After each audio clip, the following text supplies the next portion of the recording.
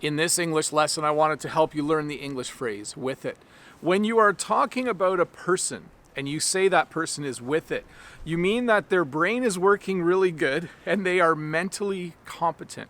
Here are some example sentences of the phrase with it. I could say, I'm not really with it this morning because I haven't had my coffee yet and I really need caffeine so my brain works. You could say something like, my grandfather is 97 years old and he's still really with it. So when you use the phrase with it to talk about a person, you're basically talking about how well their brain is working. So for me, I just know that if I don't get a good night's sleep, I'm not very with it the next day. I'm kind of off my game a little bit. The second phrase I wanted to teach you today is the phrase, I'm with you.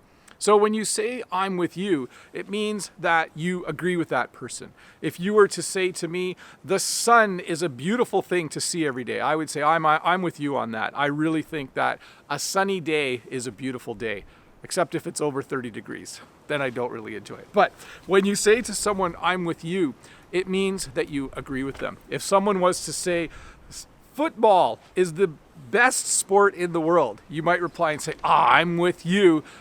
I keep wanting to say soccer. That's why I'm making an S sound. Football is amazing. It is the best sport. I'm with you. So to repeat, if you say that someone is with it, it means that they're alert, their brain is working really well, and they are just energetic and thinking clearly.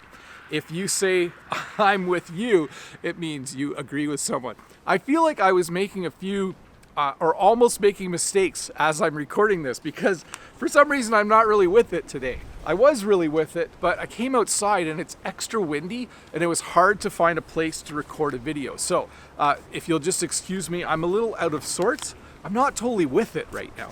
I will be in a moment though. Let me just refocus. Let's look at a comment from a previous video. And this comment is from Xavier. And Xavier says, in Spain, the electric bill has risen by 28% so far in January. They may think we are made of money. That's not a good way to make our day. And my response was, ouch, that's a pretty steep increase. To make matters worse, you're probably at home using a lot of electricity. So Xavier, thank you so much for that comment.